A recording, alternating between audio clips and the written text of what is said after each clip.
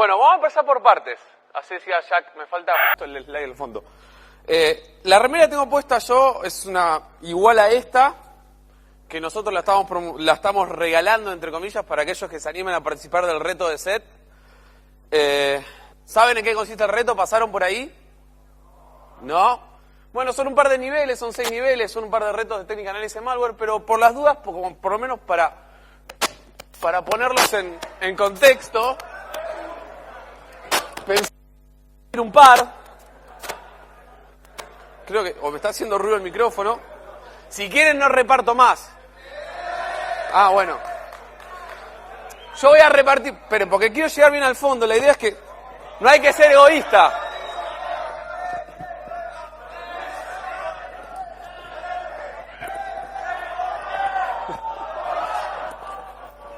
Bueno, si quieren más remeras, saben que tienen que participar del reto de SET. Ahora después vemos para todo. No, bueno, ahora sí, ahora nos ponemos serios. Vamos a empezar a hablar de la charla. Como bien les anunciaban, parte de esta charla... Silencio. No, bueno, parte de esta charla particularmente se tomó, la utilizamos para lo que fue en la Virus Bulletin este año en Dallas, a finales de septiembre. Virus Bulletin es una de las conferencias más importantes en lo que requiere a seguridad informática, particularmente en la industria antivirus. Y tuvimos el agrado de ser unos primeros latinoamericanos en presentar y todo. Me agité tirando las remeras. Bueno, mi nombre es Pablo Ramos, yo trabajo como Security Researcher para SET Latinoamérica. Y la idea de hoy es empezar a comentar un poco, compartir con ustedes, entre todos nosotros, acá en la 8.8, realmente qué era lo que sucede, qué es lo que hay atrás de Dorbo, qué es lo que significa Dorbo, cuáles son sus capacidades. Tratar de ver un poco en serio cuánto puede llegar a afectar a un usuario, cuánto puede llegar a afectar a Chile, por ejemplo, o usuarios de Chile. Hay un pequeño dato, por lo menos, acerca de las cosas que nosotros estuvimos traqueando. Y viene todo relacionado con el origen de cómo nace esta investigación, porque como saben, yo formaba originalmente parte del equipo de Awareness and Research de SET Latinoamérica como especialista de Awareness and Research. Y nosotros nos focalizamos en viajamos por todos los países, juntamos un montón de millas en las aerolíneas, todo lo que ustedes quieran. Pero la idea es empezar vamos a charlas, a universidades, a congresos, a dar charlas de seguridad informática. En este contexto y en todos estos países que nosotros vamos visitando, mucha gente nos comenzó a preguntar acerca de un pequeño problema que tenían particularmente con sus memorias USB, no sé si les pasó, que conectaban las memorias USB a sus computadoras y de repente todas sus carpetas pasaban a ser accesos directos. Levanten la mano a quién le pasó. ¿O quién lo vio? Porque la gente que está acá no se infecta con malware. Ni tampoco tiene nada que ver con malware. Entonces, bueno, particularmente a raíz de todo esto fue que nosotros empezamos a mirar un poco más a qué era lo que podía estar sucediendo y en eso nos empezamos a focalizar en las estadísticas, empezamos a ver un trabajo en retrospectiva acerca de qué era lo que sucedía. En base a esto nosotros llegamos a dar particularmente con lo que se conoce como Dorbot, o como que quizás su autor prefiere llamarlo NGRBot. NGRBot se trata particularmente de un código malicioso, es un gusano que como característica de su nombre tiene la habilidad de propagarse particularmente a través de dispositivos USB, tiene algunos mecanismos de propagación a través de otros protocolos de comunicación, mensajería instantánea, redes sociales y todo este tipo de información. Y algunas particularidades que lo hicieron muy utilizado y quizás hasta como preferido por muchos cibercriminales en Latinoamérica. Y es lo que llevó quizás a ciertas explosiones estadísticas y a ciertos cambios en lo que se vio en la propagación y las funcionalidades en lo que logró hacer este código malicioso. Particularmente Dorbo, como yo les contaba a ustedes, es un código malicioso, es un malware que es lo que hace cada vez que infecta una computadora, se comunica con su CNC, su centro de comando y control. El protocolo utilizado para esto es el IRC. En la época, hoy en día, donde todos hablamos de redes de computadoras infectadas a través de P2P, de HTTP, como podría ser el caso de Zeus, de SPI, o Volk, en alemán, como se lo debería pronunciar. Dorbot sigue usando IRC, un protocolo que quizá en cierto aspecto es muy fácil, sabemos que por defecto los puertos que usan, en las empresas debería estar bloqueado, no siempre está, y esto le permitió cierta facilidad a los cibercriminales para utilizarlo, y además como es un protocolo muy conocido, y muy fácil de usar, es muy fácil montar un servidor IRC y tratar de dejarlo un poquito fuera de los radares. empezó a ser utilizado. Bueno, después claramente el foco de esta herramienta está por usuarios hogareños, se dedica a robar información personal, todo lo que se incluye con credenciales y cuentas de correos, redes sociales como Facebook, Twitter, Gmail, Hotmail, otros sitios como por ejemplo Brazers, no sé si lo conocen, o YouPorn, un montón de sitios que en realidad mucha gente suele entrar y tiene usuarios y contraseñas. Este bot automáticamente lo que hace es sustraer esa información y enviársela al cibercriminal. Incluye otras cosas, por ejemplo, la capacidad de hacer ataque de negación de servicio, conectar todos los bots para que ataquen una determinada URL, todo a través de comandos remotos. Y un pequeño detalle, no más que importante, pero sí lo suficientemente eficiente para engañar a un usuario, o por lo menos un usuario promedio. ¿Qué es lo que se conoce como un rootkit? ¿Quiénes saben lo que es un rootkit? Espero ver muchas manos levantadas. ¿Vamos? ¿Saben? Me queda una remera, ¿eh? El que me dice que es un rootkit, yo le doy la remera. Acá adelante, sí.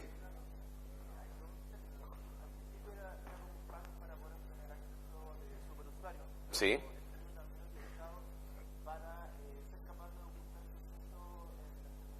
Exactamente, bueno, el amigo se lleva una remera y es eso, particularmente un rootkit lo que hace es, tiene dos funcionalidades. La primera, poder obtener permiso de superusuario en los viejos, en todo lo que serían los sistemas Unix o también los sistemas Windows, aunque no existe el superusuario, es administrador, o utilizar estas capacidades para ocultar procesos y otro tipo de información. Dorbot tiene la capacidad de ser un rootkit, pero lo que le suma a esto es que es un rootkit en RIN 3. ¿Por qué decimos que es un rootkit en RIN 3? ¿Por qué? Porque se va a basar en algunas API del sistema para poder ocultarse a los ojos del usuario. Vamos a ver las API, vamos a ver las funcionalidades. Y ahora, un usuario común y corriente, ¿podría saber cómo puede ser un usuario común y corriente que tiene un rootkit en su máquina?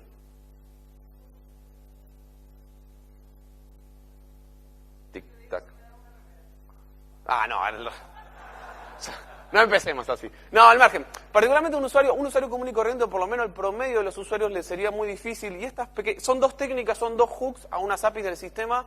Estos pequeños hooks lo que le permiten hacer particularmente es quedarse ocultarse dentro de lo que es el inicio automático de Windows, ocultarse dentro de lo que es el lugar donde guarda la copia del malware, y así seguir funcionando sin que el usuario tenga ni la más pálida idea de lo que está pasando, y lograr mantenerse activo por mayor cantidad de tiempo, robando información 100% en silencio. Y bueno, y las técnicas de propagación que fueron especialmente efectivas en Latinoamérica, a través del USB y las redes sociales. Particularmente, y de lo que más... Hay un cambio de micrófono en el medio.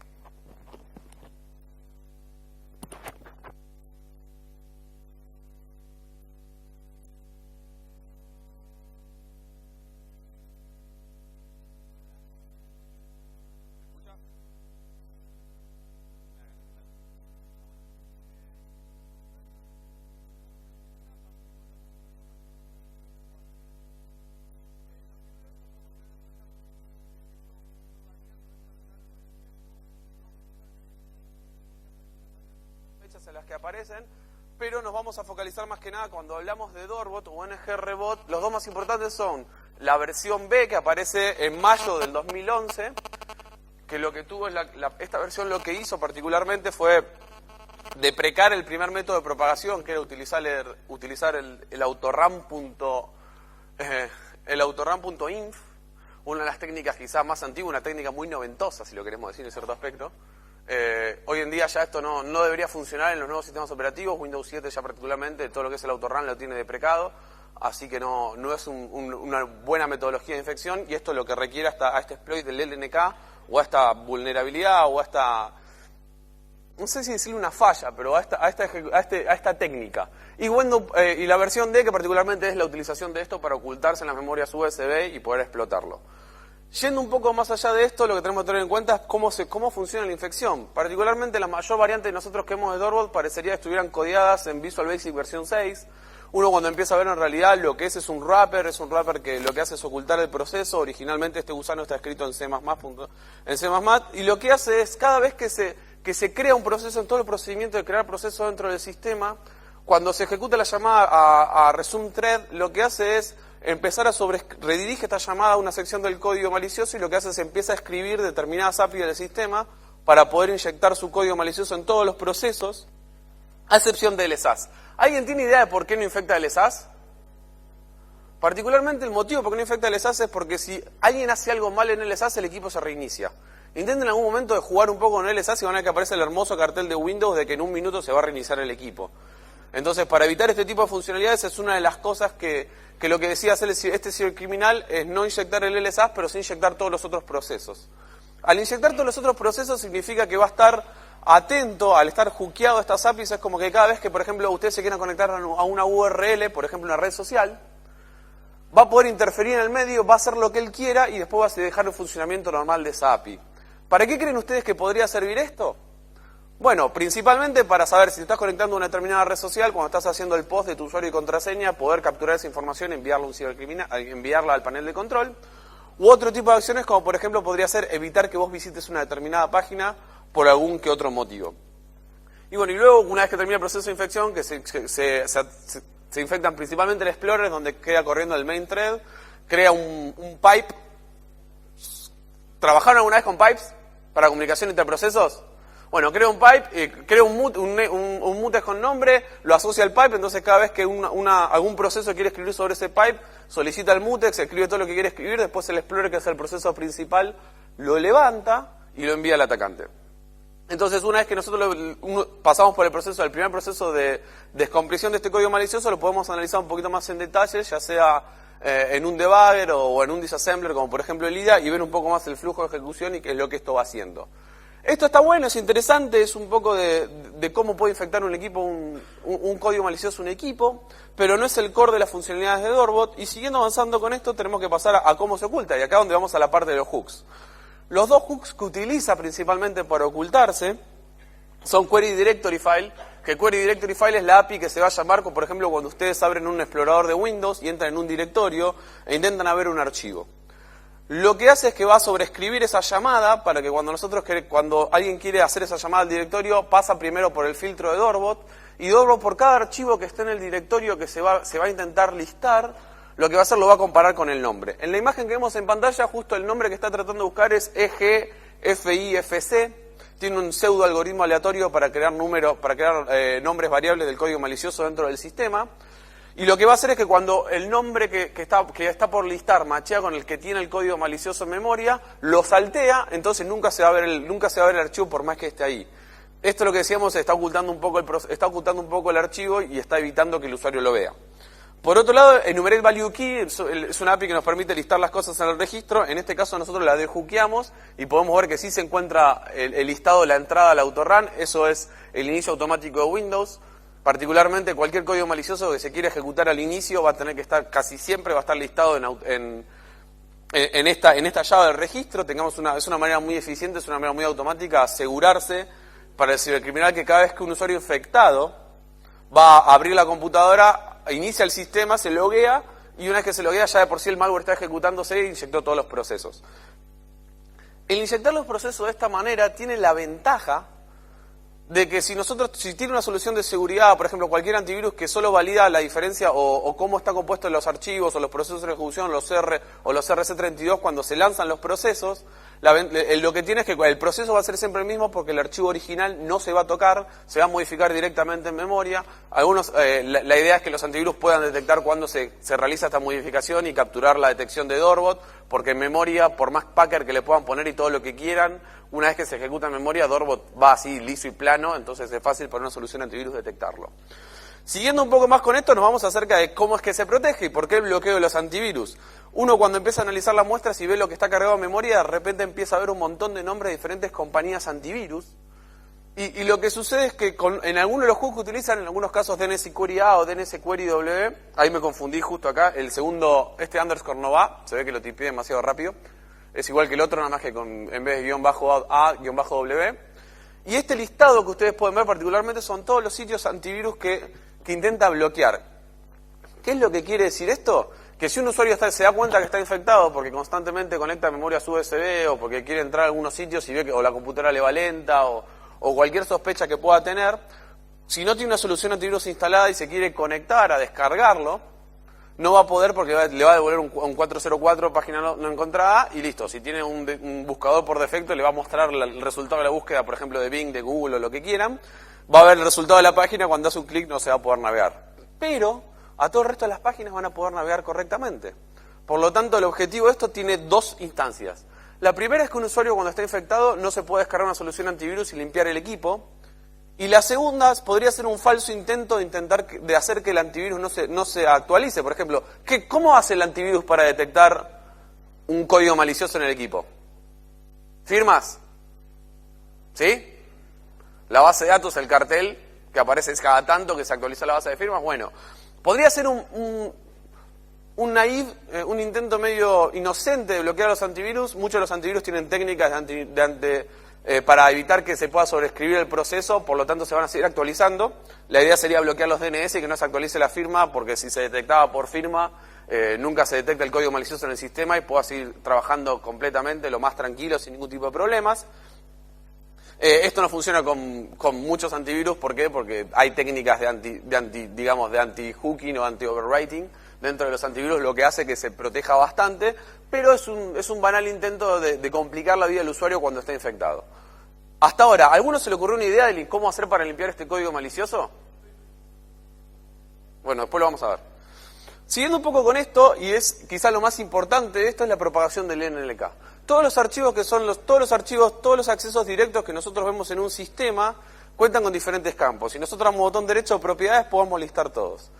Uno de quizás los métodos más efectivos de propagación que tuvo Dorbot es que cuando uno conecta un dispositivo USB, lo que hace es cambiar los atributos de todos los archivos que están ahí, todas las carpetas las pasa como si fuesen ocultas y crean un acceso directo. ¿Qué es un acceso directo a esa carpeta? Cuando ustedes hacen un doble clic en un acceso directo, hay un campo particular, hay un campo particular que se llama target, que es el que utiliza para para concatenar comandos. Entonces, esto es lo que el usuario ve cuando conecta un dispositivo USB, ve el listado de carpetas, ve los archivos y los accesos, pero no ve las carpetas. Si nosotros cambiamos los atributos, veríamos absolutamente todo lo que está dentro de esa memoria USB. Y al fin y al cabo lo que hace es utilizar el campo target para concatenar estos comandos.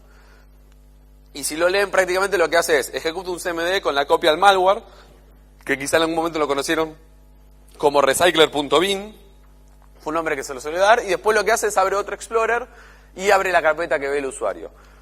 Tiene una dosis de engaño, ¿por qué? Porque el usuario cree que va a haber una carpeta, en realidad ve la carpeta, pero no sabe que se ejecutó algo mientras él hizo doble clic en esa carpeta, y puede seguir utilizando el sistema porque absolutamente para el usuario nada cambia, pero en otros estadios sí vemos que cambian algunos procesos, cómo se sobrescribe y lo que estamos hablando. Lo más particular de este código malicioso fue su prevalencia, o quizás los motivos por los cuales fue que en Latinoamérica se empezaron a ver altos picos de este tipo de infecciones, y cuáles fueron las fechas. Porque todo esto tiene correlación, y cuando uno empieza una investigación, el desafío que uno tiene es cómo hacer para concatenar los diferentes eventos que uno se va dando cuenta, cómo es que uno puede hacer para poder trabajar en detalle qué es lo que quiere ver. Entonces nosotros nos encontramos con prácticamente esto es parte del sistema estadístico de Cell Library, son detecciones a nivel mundial que se reportan todo lo que sería un sistema de alerta temprana de SED para poder trabajar sobre las estadísticas, y estas son las detecciones de Dorbot a lo largo del tiempo. Cuando trabajamos acerca de estas detecciones a lo largo del tiempo, podemos ver que a partir del mes de julio empezó a haber un pico extremadamente alto, prácticamente es una línea recta, y se mantuvo oscilando hasta tener un nuevo pico mucho más alto en lo que fue el mes de septiembre, octubre y noviembre. Esto quiere decir que durante esos meses se aumentó prácticamente a más del doble, casi el triple, la cantidad de detecciones promedios que hubo de este código malicioso, y nosotros es lo que nos empezó a llamar las atenciones de por qué unas cosas habían cambiado a otras. Nosotros todos los años trabajamos en nuestro documento de tendencias, y en eso lo que tratamos de hacer es explicar o concatenar qué es lo que va a pasar en los siguientes años, por qué, cuáles son los objetivos, qué es lo que buscan los cibercriminales, por qué el malware, por qué la plataforma. Y en este tipo de estudio lo que vimos es en realidad una gran cantidad de estadísticas, un cambio circunstancial con el año pasado, de un código malicioso que particularmente las primeras detecciones o la primera firma se había creado en el mes de abril.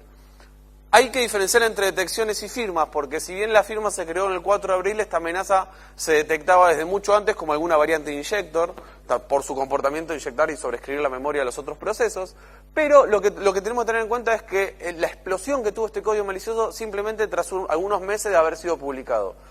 Luego de algunas investigaciones se estimó que las primeras digamos, las primeras versiones públicas de este código que se vendieron como lo que se conoce como un crime pack habían sido alrededor de febrero. Y particularmente algo que distingue a los usuarios en Latinoamérica del resto del mundo es que en Latinoamérica quizás tenemos la etiqueta de que no se suele utilizar mucho software licenciado. Ustedes usan todo software licenciado, pero bueno. Entonces, esta tendencia también se ve en el mundo del cibercrimen, porque eso es algo gracioso y que lo vamos a hacer un poco más adelante. No es muy difícil entrar en algún foro de seguridad o algún foro medio underground de hacking o gente que dice que tiene los conocimientos y ver estos crime packs totalmente libres, por los cuales en realidad en el mercado negro alguien debería pagar una suma de dinero que, por ejemplo, puede llegar hasta los $20.000 en casos con Zeus y alguna de los últimos plugins o los últimos módulos que traen. Pero sin embargo, esta explotación y esta cantidad de estadísticas tenían algo y que fue lo que empezó a disparar la investigación. Yo hace más o menos un año estoy trabajando con Dorbot. Y cuando empezamos a ver esto, dijimos, bueno, esto fue lo que pasó en las estadísticas. Pero ¿qué pasó en el mundo?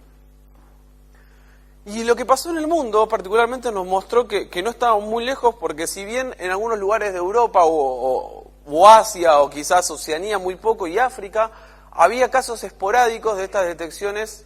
Siempre estamos hablando de detecciones, de estos casos donde veíamos equipos que habían recibido alguna variante de Dorbot, pero cuando miramos el caso de Latinoamérica podemos ver un comportamiento mucho más homogéneo. O sea, si tenemos en cuenta en ese mapa todos los países que hablan español, está prácticamente en toda Latinoamérica. Entonces, este tipo de información, más allá de que algunos más o en otros menos, tengamos en cuenta la cantidad de usuarios también, especificaban que aparentemente esta herramienta para el cibercrimen había sido prácticamente elegida por algún motivo por los cibercriminales en Latinoamérica. Hasta ahora, ¿qué tenemos para concluir en esto? Bueno, control a través de IRC, es un protocolo que en Latinoamérica se ha utilizado un montón, es muy fácil de setear. Dorbot tiene la capacidad no solo de robar información de las redes sociales, sino que también permite dinámicamente realizar ataques de phishing, digamos, o modificar el archivo host o en memoria mantener un listado de los bancos a los que se quiere robar las contraseñas de sus usuarios. Esto también después tiene que correlar mucho con uno de los casos más importantes que vimos de estas botnet. Y entonces toda esta información vimos que, si bien en Latinoamérica históricamente era más común quizá ver códigos maliciosos más sencillos, como los típicos QHost, que cuando uno se infecta lo que hace es sobreescribir el archivo host, lo conocen el archivo host. Entonces sobreescriben el archivo host y lo que hacen es, cuando el usuario quiere ingresar a su banco, entra en una página falsa, ingresa sus contraseñas, listo, le robó las contraseñas al cibercriminal y sigue con su vida.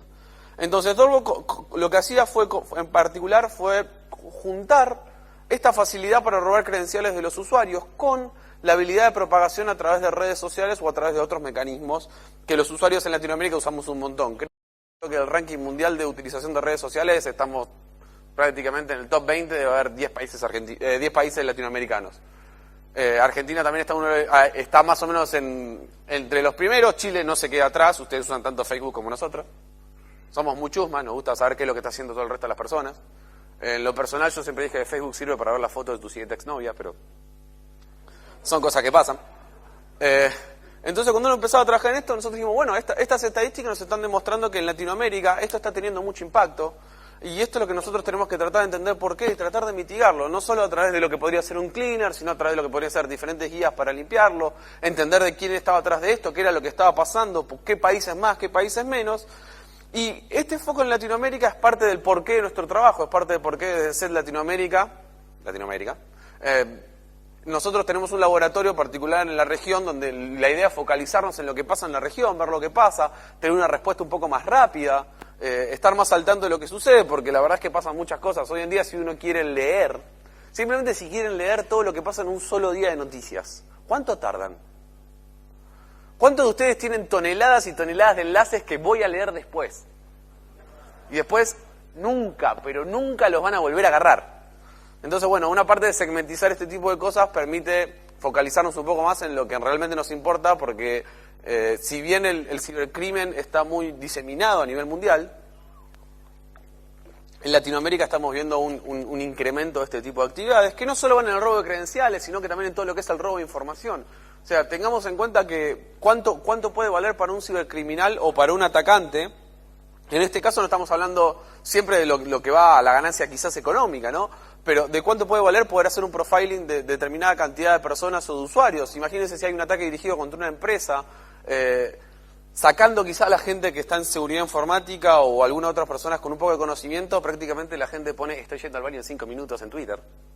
Entonces ese tipo de información o ese tipo de acceso permite recuperar muchos datos y teniendo en cuenta la habilidad de la gente para crear contraseñas, una vez que se sabe una contraseña es fácil quizás saberla del resto. Ni hablar si están haciendo por ahí un pentesting en una oficina y pasan y hay una computadora con un sticker al lado que dice passwords. Pero bueno, esas son utopías también. Entonces, basados en esto, lo que dijimos, bueno, las distribuciones demuestran que el 60% de las estadísticas están en Latinoamérica. O sea, quiere decir que solo Latinoamérica, siendo mucha, o sea, somos una gran cantidad de personas, somos millones y millones de personas, pero tenemos mucha más cantidad de estas detecciones que otros países, otras regiones con mucha más cantidad de población. Incluso cuando nosotros dijimos, bueno, vamos a discriminar particularmente por países, que es lo que está pasando con Dorbot, y nos llevamos quizá con la sorpresa de que de los 15 países con mayor índice de detección de Dorbot, 13 son de Latinoamérica. Con México a la cabeza, Perú que viene un poco detrás, y si se fijan, Chile está por delante de Argentina en la primera, segunda, tercera, cuarta, quinta, sexta, séptima, octava, novena posición. Es decir, en el top 10 de los países más afectados por Dorbot estaba Chile, estaba Argentina y estaba Perú. Y México, y Ecuador, y Colombia, podemos seguir. Entonces, tener esto a nivel estadístico, lo que te ayuda a concluir es por qué. Entonces sabemos que aparentemente está siendo altamente eficiente en Latinoamérica, entonces vamos a decidir investigarlo un poco más. Y cuando uno decide investigarlo un poco más, se puede encontrar con muchas cosas, como algunas de las que nos fuimos encontrando nosotros, y hasta ahora, en algún momento de la investigación, teníamos la idea de que sabíamos que Latinoamérica era la región más afectada, sabíamos que 13 de los 25 países eran de Latinoamérica, e incluso está muy por delante en lo que son países con mucha más cantidad de población o quizá con cibercrimen un poquito más organizado, como podría ser el caso de Rusia o los Estados Unidos. Y bueno, que Dorbot se había convertido en un solo año, en un par de meses, la amenaza con mayor índice de detección. Es decir, apareció estadísticamente, por la creación de las firmas, apareció en abril, y del mes 4 al mes 12 se convirtió en el código malicioso más detectado en toda Latinoamérica. Entonces, es decir, había que trabajar sobre esto porque había que entender por qué lo estaban utilizando. Siguiendo esto, también vimos que en Latinoamérica los meses máximos de propagación estuvieron en agosto, septiembre, octubre, noviembre y diciembre. En donde según las estadísticas vemos que en Latinoamérica 1 de cada 10 equipos recibió alguna variante de Dorbot, y en este caso son detecciones, pero entonces estamos hablando de este porcentaje de detecciones, imaginémonos de todo lo que no se detectó. Porque muchas veces incluso puede suceder que un código malicioso tenga algún packer, tenga un packer customizado, o tenga alguna variante, o tenga algunos cambios que incluso pueden llegar a engañar las heurísticas de los antivirus. Son cosas que pasan. O sea, hoy en día creer de que una solución para un endpoint tiene que ser lo más eficiente, pero sin embargo todos sabemos que ¿quién cree que hay un sistema 100% seguro? Si alguno lo cree, por favor, se retire a la sala. Pero al margen, no, lo que estamos viendo es que estas estadísticas nos permitieron ver un poco más qué es lo que estaba pasando.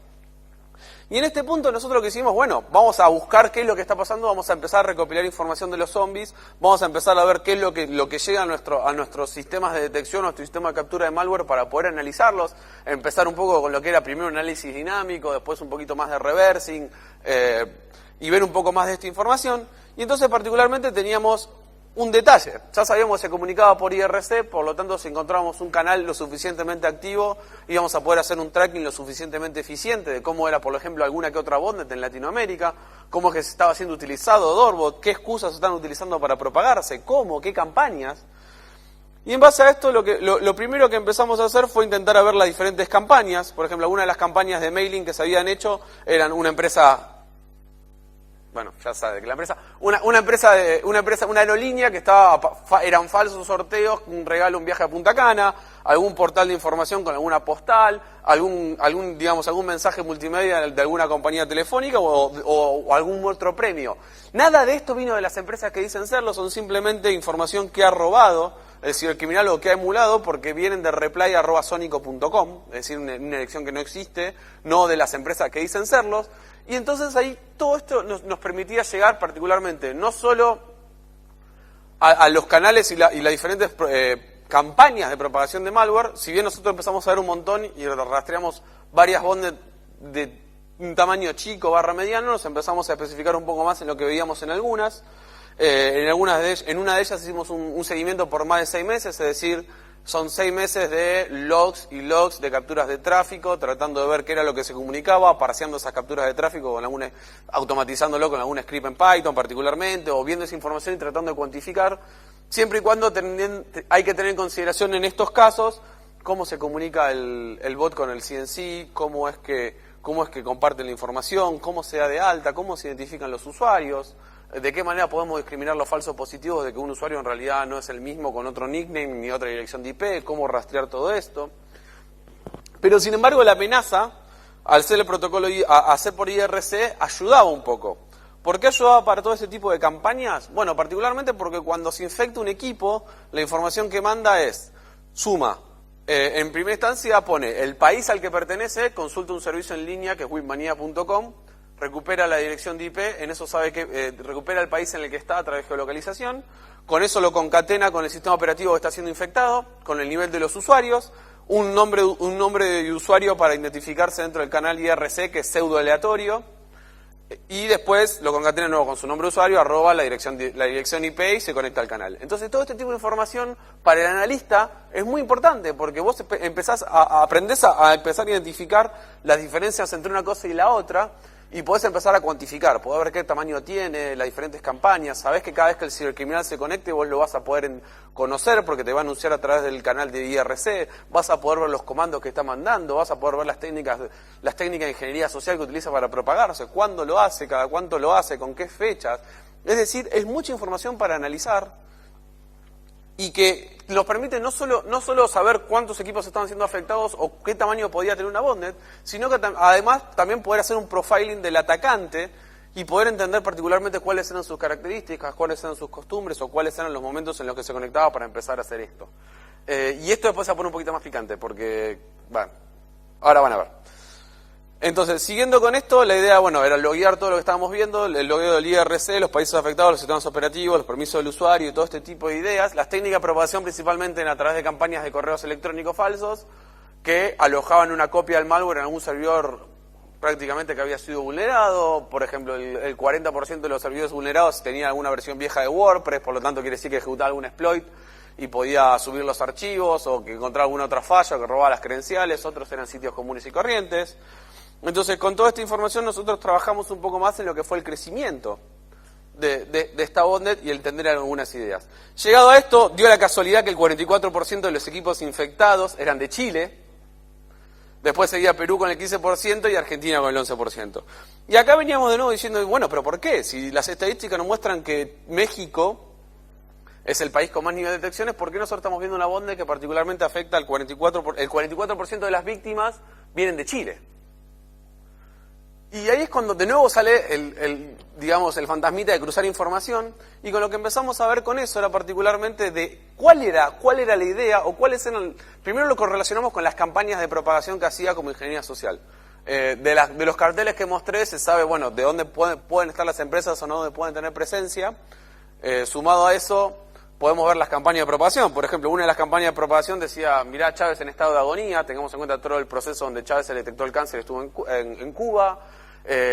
Estuvo también la tragedia del transatlántico italiano que encalló en las costas del mar Mediterráneo, creo que era. También estuvo un falso accidente de Lionel Messi con un auto. Después tuvo una lesión de Alexis Sánchez, yo no recuerde, totalmente falso, que todo esto nos permitía entender a quién trataba de llamar la atención de los usuarios. Y la conclusión de que por qué era Chile 44% era mucho más sencilla de lo que nosotros pensamos. Cuando miramos las URL de los bancos a los cuales se le estaba tratando de hacer un ataque de phishing, de los bancos que nosotros encontramos, 4 eran chilenos. Iban variando. O sea, había 6 bancos, 4 chilenos, 2 peruanos, después había 5 chilenos, un colombiano, entonces iban cambiando y particularmente un atacante que tiene el 44% de las personas que están afectadas por su código malicioso de un país y está atacando a ese país, quiere decir que está teniendo una posibilidad de que 4 de cada 10 de sus víctimas sean clientes de algún determinado banco y le puedan robar los datos. Entonces estamos viendo que en cierto aspecto hay una parte de ataque dirigido incluso hacia los usuarios hogareños acerca de la información que le están tratando de robar. Y sumado a esto, bueno, Perú también estaba en el medio, y lo más delicado de esto es que lo que empezamos a ver, estos en los sistemas operativos, es que el atacante parecía ser de origen peruano. Entonces estamos hablando de cibercriminales de Latinoamérica atacando a usuarios de Latinoamérica, de uno a otro país, que tiene algunas justificaciones que lo podemos atribuir a 10 millones de cosas, pero creo que una de las principales cosas a entender es lo que significa en términos legales, esas cosas que a la gente técnica nos cuesta entender o no nos gusta escuchar o no nos gusta hablar. Pero puede ser que la ley de determinado país esté tipificada, por ejemplo en Argentina, si uno entra a un servidor de otra persona sin acceso, eso está penado por la ley. Pero sin embargo, si uno por ahí entra de otro país, eso no está penado por la ley, y si vos entras de un país, a un servidor, o haces algún ataque de este estilo, tampoco esté penado por la ley, o incluso el trabajo policial que se debería hacer para poder poner a esta persona tras las rejas sería mucho más arduo y mucho más complicado. Después hubo otro detalle que no es de menor importancia. Cuando trabajamos sobre los sistemas operativos, el 51% de los usuarios afectados eran de Windows XP, el otro 43% era de Windows 7. Por ejemplo, ¿cuál es el sistema operativo más utilizado? No, es Windows 7. Desde noviembre del año pasado a nivel mundial, desde octubre del año pasado a nivel mundial, Windows 7 desplazó el reinado de XP, y un par de meses después se fue dando en distintos países de Latinoamérica, donde Windows 7 se convirtió en el nuevo sistema operativo más utilizado a nivel mundial.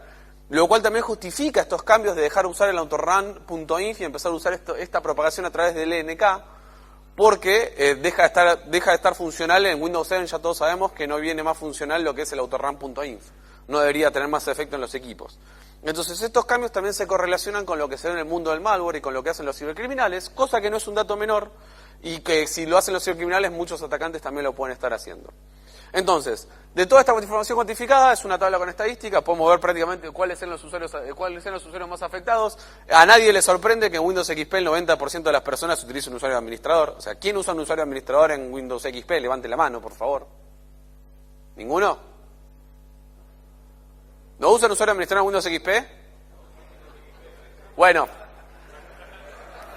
Buen punto, sí, ya no se usa. Bueno, pero para si tienen alguna máquina de análisis o esas cosas, seguramente siguen usando Windows XP, porque Windows 7 todavía para virtualizarlo es como que hay que ponerle mucho power. Pero bueno, y en Windows 7, ¿quiénes tienen usuarios administrador?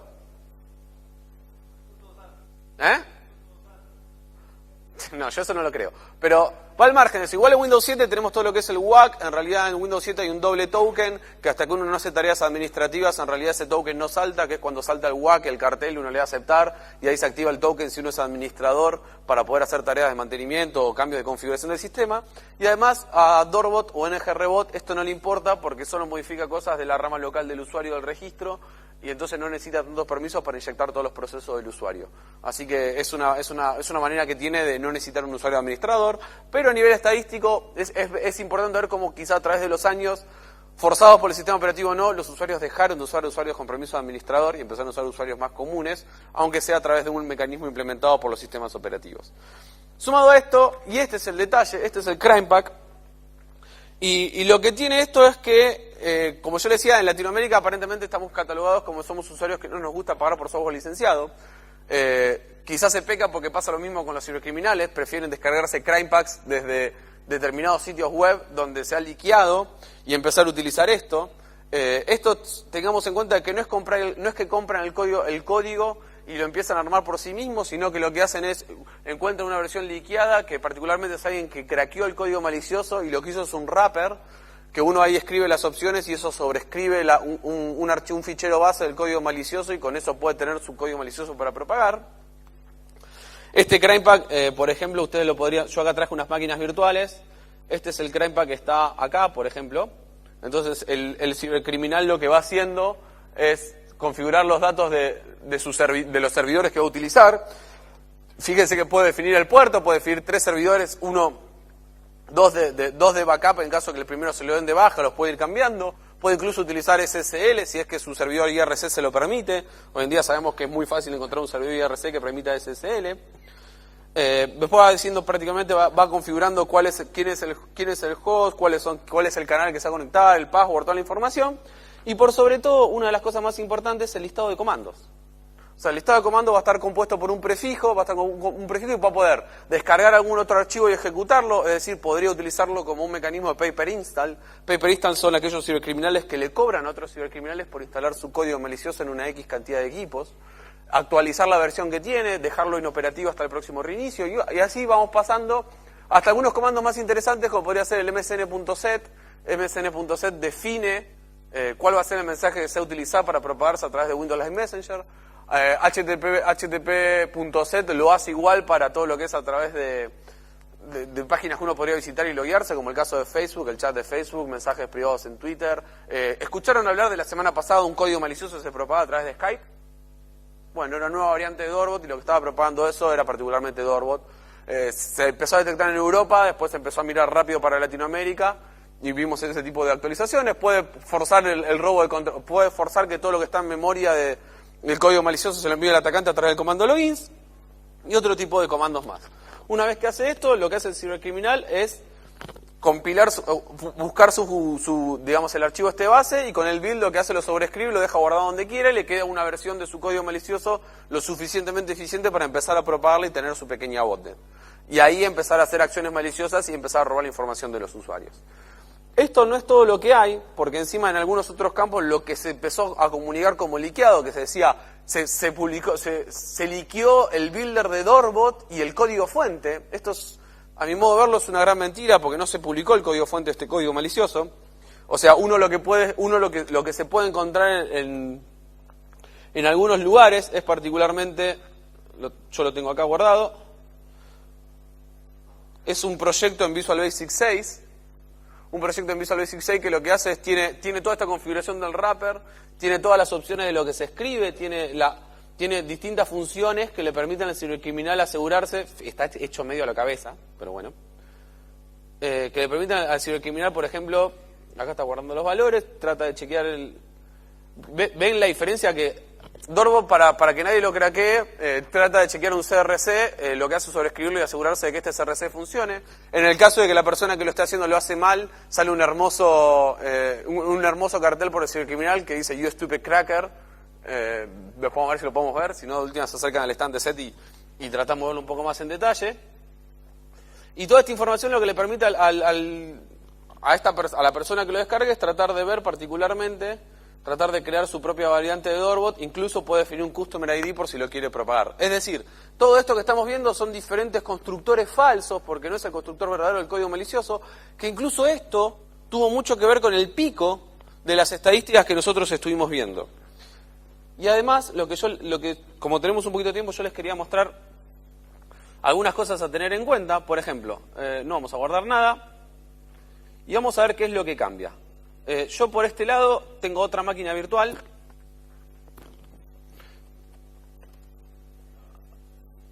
Acá literalmente lo que tengo, tengo importado un servidor IRC. Vamos a dejar que se conecte. Y mientras esto se conecta, yo me voy a joinear un canal porque compilé una muestra, o sea, para ver particularmente parte del estudio es ver cómo uno puede hacer para ver cómo se comunica, y una vez que uno sabe cómo se comunica, lo que puede hacer para no tener una máquina todo el tiempo capturando la información, uno podría construir un fake bot, conectarse a un IRC y empezar a loguear todas las credenciales, haciéndole creer al cibercriminal que se trata de un bot activo, pero en realidad no lo es.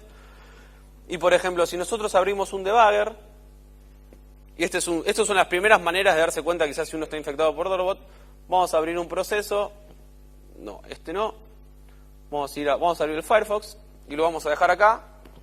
Una vez que esto empieza a cargar, lo que vamos a ver nosotros es la primera instrucción que se va a ejecutar. ¿Ven ahí que dice call Firefox? No lo llegan a leer, así que denme un segundo que le... Submit, sí. Lo que yo les mostraré es que, fíjense, por ejemplo, un equipo que no esté infectado, la primera instrucción que se ejecuta, cuando se llama cuando se inicia por ahí, fíjense que es un call dentro de la memoria de Firefox y la dirección de memoria a cuál se llama y donde empieza a funcionar, ¿no? Esto va a cambiar cuando el usuario esté infectado por Dorbot. Vamos a tratar de ver la información. Acá ya se conectó, vamos a joinearnos al canal Rock y acá va a quedar escuchando. Y en la otra máquina, lo que vamos a hacer es, vamos a abrir esta que está armada para la demo acá en la 8.8, la vamos a extraer aquí, vamos a poner el password que teníamos armado para esto, y vamos a suponer que nos estamos infectando. ¿Cómo puede un usuario, o sea, un usuario no va a bajar un archivo que dice así, malware.exe, y le va a dar doble clic? Tenemos el derecho a la duda, ¿no? Pero bueno, en este caso el usuario ya está infectado, aparentemente, y fíjense que si nosotros, en estos casos, volviéramos a intentar abrir el Firefox.exe, ¿ven la diferencia ya? Ven que la primera instrucción en realidad lo que hace es llamar a un jump en una dirección de memoria, en este caso de 165390, no está dentro de todo lo que es no está dentro de lo que es la parte de memoria original del Firefox. Fíjense que esto es lo que teníamos antes. Y miren la diferencia entre uno y el otro. En realidad la segunda llamada sí es la misma, en la misma dirección de memoria, pero sin embargo quiere decir que apenas empieza a lanzar algún programa, lo que va a intentar hacer un sistema infectado con Torbot es tratar de enviar, es tratar de comunicarse es tratar de sobreescribir todas estas APIs y tratar de buscar cuál es la información. Entonces, sumado a esto, lo que el cibercriminal tuvo en este momento es que en este caso yo no tengo acceso a internet y como aparentemente esto nunca lo chequeé, pero me parece que revisa el lenguaje del sistema.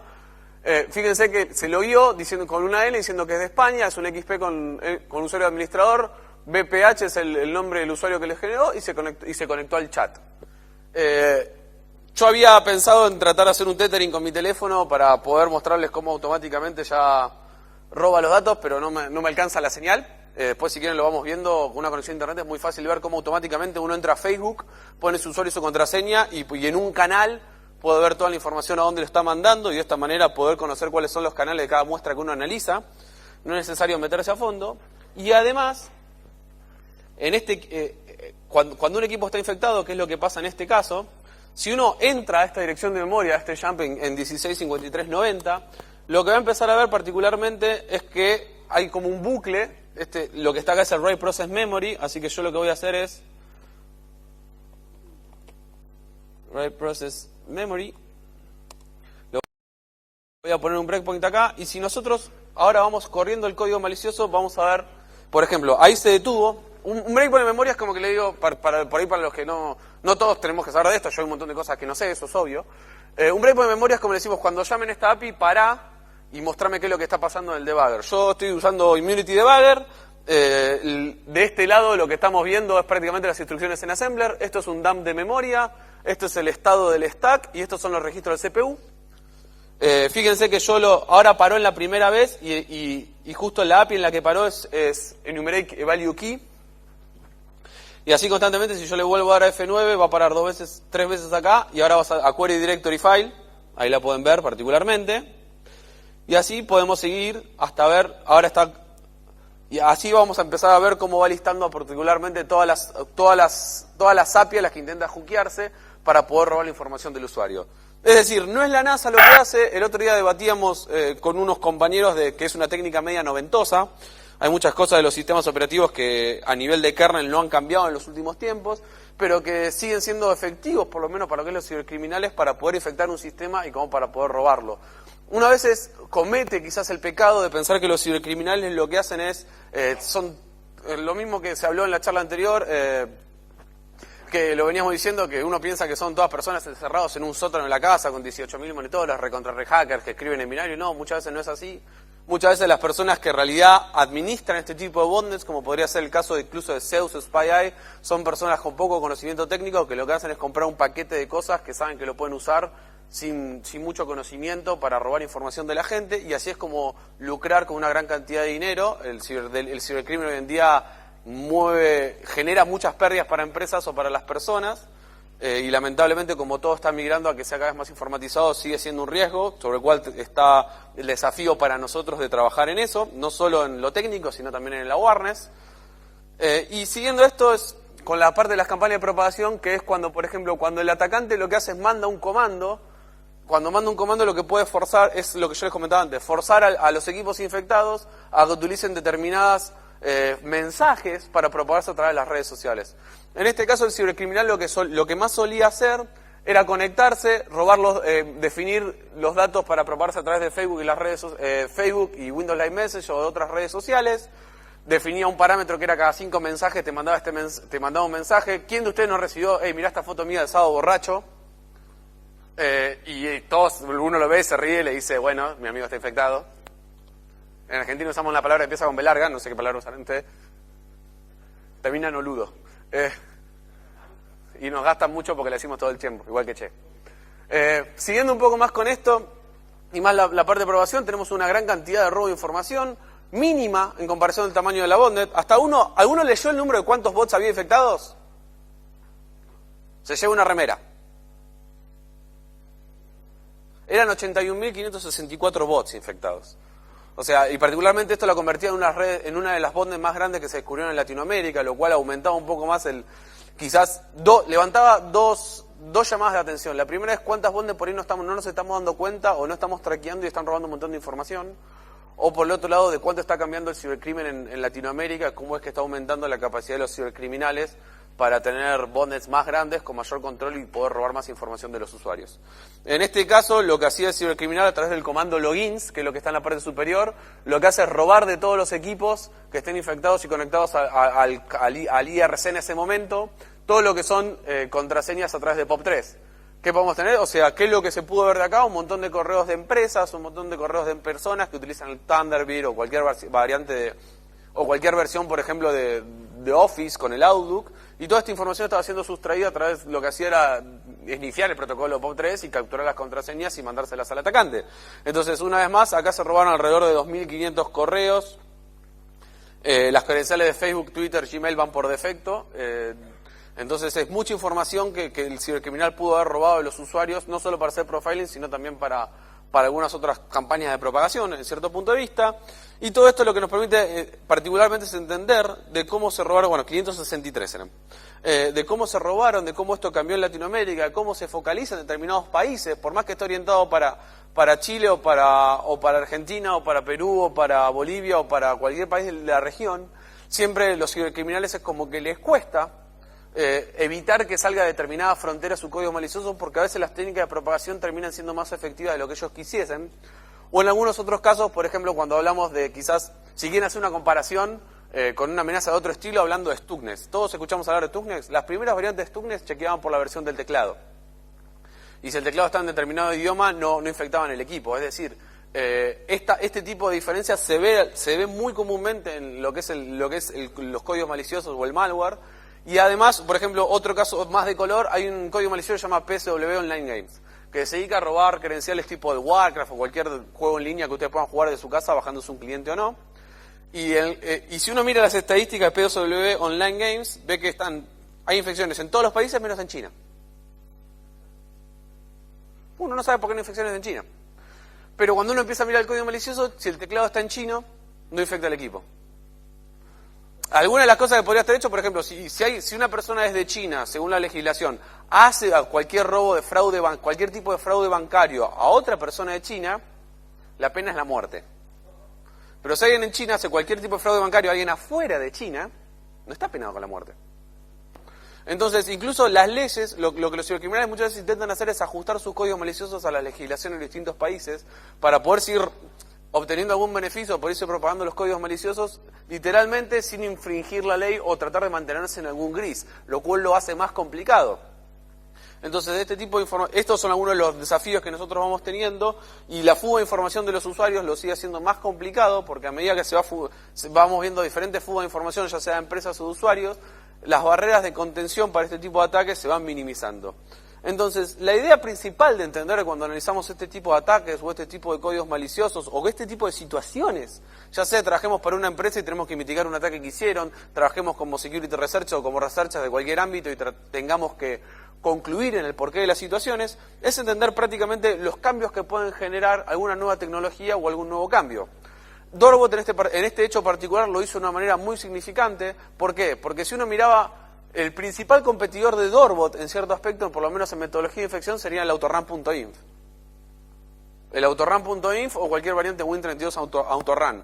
Entonces, cuando uno comparaba las estadísticas, después lo que encontraba era como algo como esto. Dorbot, en realidad, fíjense cómo de abril va subiendo hasta pasarlos a los 2, y en el momento del pico de Dorbot, lo que se detectó fue una caída en la utilización de Inf Autorun y Win32 Autorun. Entonces, es decir, el malware también cambia o pasa de moda basándose en lo que utilizan los usuarios. Y esto lo que nos lleva a pensar es que hoy en día todavía los usuarios siguen siendo uno de los puntos más débiles, por lo menos para vulnerar una infraestructura o para vulnerar un sistema, y es en parte en lo que nosotros nos tenemos que dedicar a trabajar. Dorbot nos golpeó a todos los países de Latinoamérica. No está bueno sentir que hay una banda de 80.000 equipos en Latinoamérica, con el 44% de Chile, el 15% de Perú y el 11% de Argentina, o ni cualquier esta otra estadística, porque no está bueno sentir que somos país, o no está bueno quizás dar la imagen, o no está bueno que nuestra región sea prácticamente fácil de atacar para los cibercriminales, ya sean locales o extranjeros. Y esto es parte del trabajo que se hace de un laboratorio antivirus, donde si bien nosotros no somos la policía y no podemos ir a poner a esas personas atrás de las rejas, sí podemos recopilar la información de una manera tan eficiente porque conocemos las normas, porque si no las conocemos nos tenemos que informar, e ir un poco atrás de todo esto. Hay mucho para hablar. La verdad es que yo quería dejar un par de tiempos para preguntas. Dorbot fue, la verdad, que una de las investigaciones, fue mi investigación más grande, y todavía es que tengo mucho más para aprender. Y ante nada, decirles que este tipo de código malicioso sí existen, lo podemos cruzar todo el tiempo, quizás ustedes lo hayan visto, quizás lo vayan a ver, o quizás se vayan a informar, y así que más o menos ajustándome al tiempo, les digo muchas gracias, y tienen todos mis datos de contacto por cualquier pregunta que quieran hacer. Aló. Gracias, Pablo. Preguntas. 3 preguntas igual. Acá. Sí, yo quería preguntar si es posible detectar a los autores originales de Dorbot a través de la infección, o sea, la tasa de infección. Mirá, originalmente nosotros traqueamos aparte de lo que es el creador o todo este tipo de información a Serbia, no, a Siberia, de Siberia. A través de un par de cosas nosotros fuimos viendo algunos usuarios de Twitter que como que se jactaban de estas cosas de la amenaza, y hasta ahora, hasta entendemos, estaría ubicado en Europa del Este la creación del código malicioso. Incluso también estás hablando de exportación de códigos maliciosos porque se crea en un país y después se utiliza en otros. Por ejemplo, a nivel mundial, Brasil es conocido como el país con más desarrollo o con una industria más formalizada en lo que es la creación de bunkers, de troyanos bancarios, particularmente está centralizada en Brasil. Lo que son los bots, mucho hablamos de Rusia, pero Europa del Este es como que en este caso se destacó como por ahí los creadores de Dorbot deberían estar por ahí. Ni nada. ¿Otra pregunta?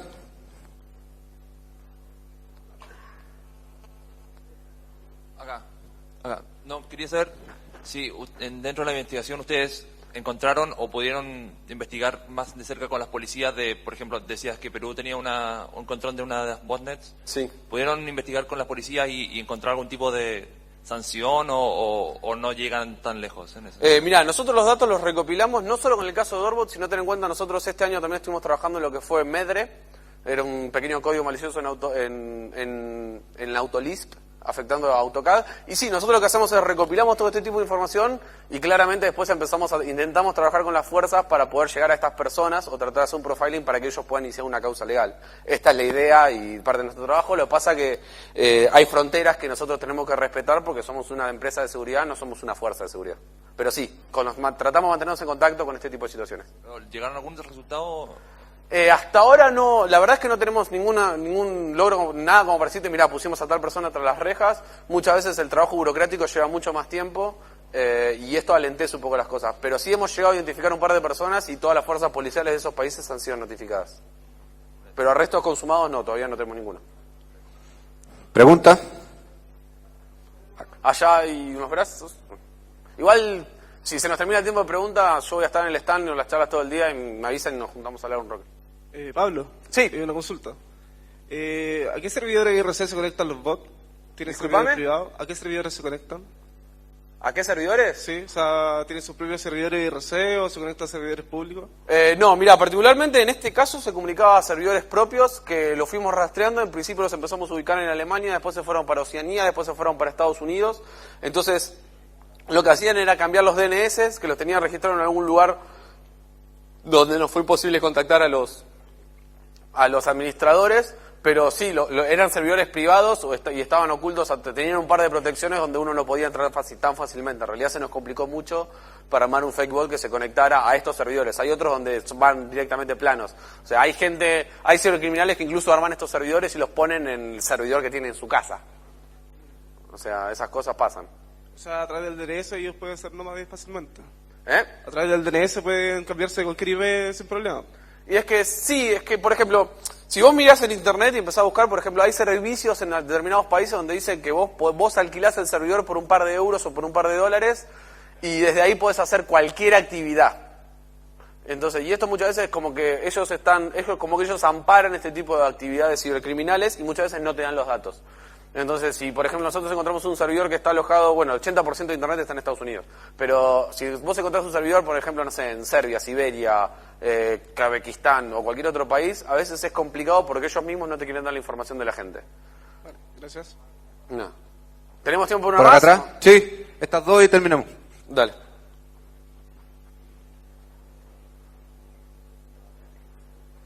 Hola.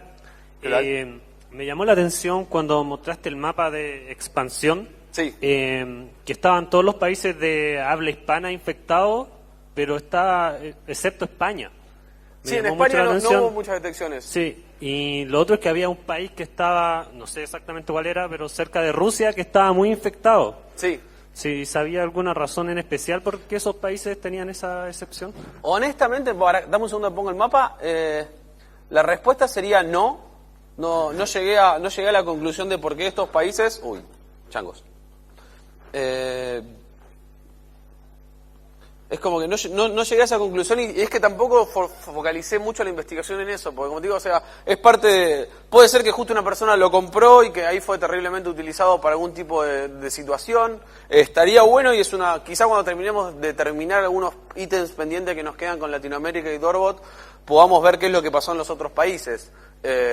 Igual tiene mucho que ver con que yo, como me dedico más que nada a Latinoamérica, esas cosas normalmente las reporto y las sigue trabajando algún otro laboratorio de sed, por ejemplo el de Eslovaquia, el de Singapur, el de Polonia, en Estados Unidos, en Canadá, donde sea. Creo que nos queda una más. Hola, ¿Qué tal? estaba haciendo una pregunta. A veces esos bugs se encuentran en algunos nodos, pues, también conocidos también a veces. Disculpe. Las botnets. Las botnets. En realidad puedes encontrar botnets en cualquier lado. O sea, la charla la investigación se centró en Dorbot, pero vos podés encontrar, o sea, hay un montón de recursos en línea para instruirse al respecto. Por ejemplo, si vos entrás a Zeus Tracker, zeus.views.ch, es una página orientada a hacer seguimiento de todos los paneles activos que se van encontrando y reportando de Zeus, y vas a ver que hay discriminación donde cuáles son servidores que son dedicados para eso, cuáles son servidores que fueron hackeados o que fueron vulnerados, propiamente dicho, vamos a usar los términos correctos, que fueron vulnerados y ahí se montaron los paneles. O sea, todo depende de qué es lo que esté sucediendo. Hemos encontrado casos donde páginas de los gobiernos habían sido vulneradas y estaban alojando los paneles ahí. En realidad, a nivel de investigación, es como que te es más fácil que sea una página vulnerada. ¿Por qué? Porque vos contactás a la persona hace un backup del servidor, te los IPea y te lo manda. Y entonces vos ahí te podés ver todos los logs de conexión, toda la información, que si es un servidor dedicado para eso, alojado en algún lugar del mundo, no vas a poder. Ah, sí, pero a veces pasa que hay servidores IRC chico. Es que como soy administrador de una red IRC chica, encontré una versión del Dropbox antigua, pero la he podido tirar. No, es que, pero si vos sos administrador del servidor, podés tirar cualquier canal, o lo vas a poder tirar vos o bloquear. En esos casos, que es otro problema. Ahora, supongamos lo siguiente. Porque a veces se ponen nick aleatorios. A veces se ponen nick aleatorios conocidos. No, el nick aleatorio lo pueden poner, depende de cómo esté generado el bot y el algoritmo de generación de bots. Por ejemplo, Dorbot tiene un punto en donde los nombres cuando vos pensás de cuántos nombres puede crear el sistema, son 6 caracteres, pero si vos haces la combinación a la n de los 26, 27 caracteres que vos podés tener en un abecedario, sería una cantidad gigante. El tema es que en el algoritmo lo que hace, como hace una sumatoria para crear cada uno de los caracteres, en realidad es muy fácil y se acotó, creo que eran 432 nombres diferentes que puede tener Dorbot en un sistema.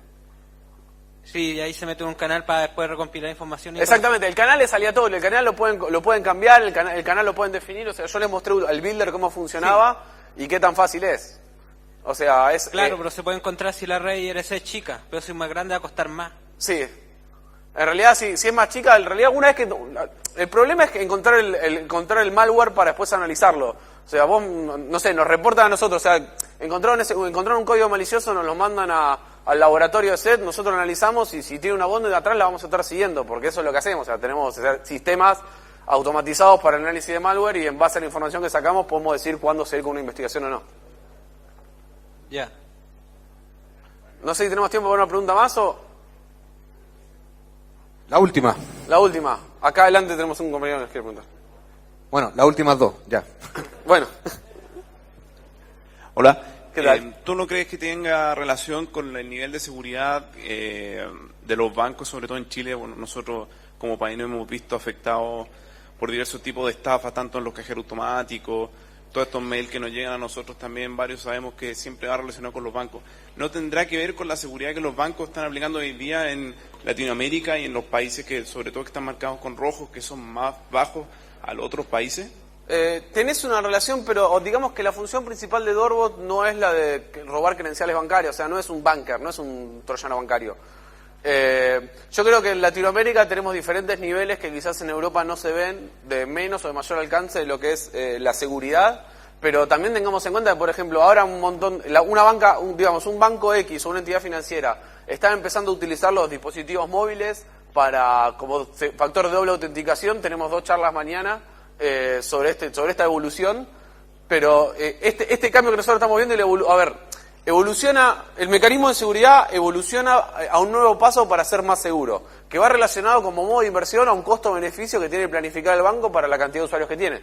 Entonces, cuando se aplica esto, siempre los cibercriminales lo van a tratar de saltear. Hace un par de años atrás existían los troyanos SMS o los troyanos bancarios para dispositivos móviles, pero no con la masividad que está hoy en día. Hoy en día tenés variantes para Android, tenés variantes para Symbian, para BlackBerry, de códigos maliciosos que se quedan ejecutando, lo van a más en detalle mañana, pero se quedan ejecutando el sistema operativo y cuando uno recibe los factores de autenticación se lo envían a un atacante. Entonces, va más allá de la tecnología y lo que hagan los bancos. Yo creo que también tiene que ver con la costumbre de los usuarios de utilizar software licenciado o seguir buenas prácticas de seguridad informática o aprender que si Pepito es de Argentina y te manda un mail en japonés, no le hagas clic en el enlace. O sea, cosas tan sencillas como esas también ayudan un montón. Ya, y la última pregunta, La última acá pregunta. adelante. ¿Dónde era? Acá adelante.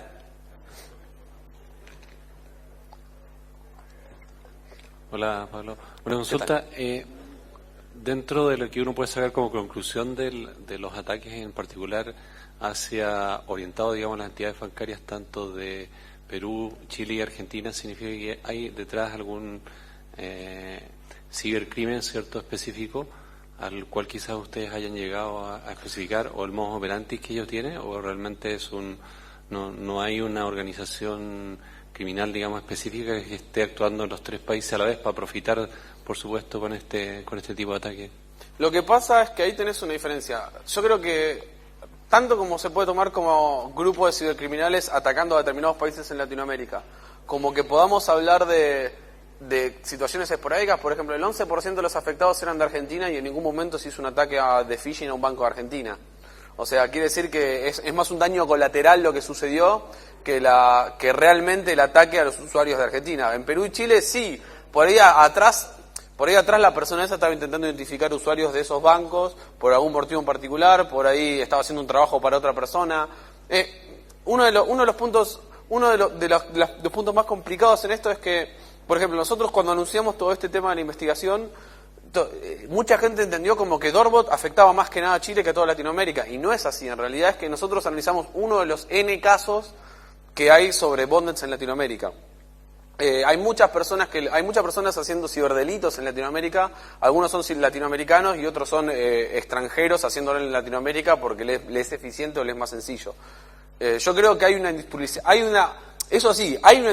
industrialización muy marcada de lo que es el cibercrimen. Tengamos en cuenta que por ejemplo, hay personas que se dedican a lo que yo nombré como paper install. Las personas esas se dedican pura y exclusivamente a instalar malware de otras personas en sistemas, ya sea a través, por ejemplo, tiene un exploit que afecta a tal navegador y utilizan ese exploit en páginas para instalar malware y ellos cobran por cada instalación.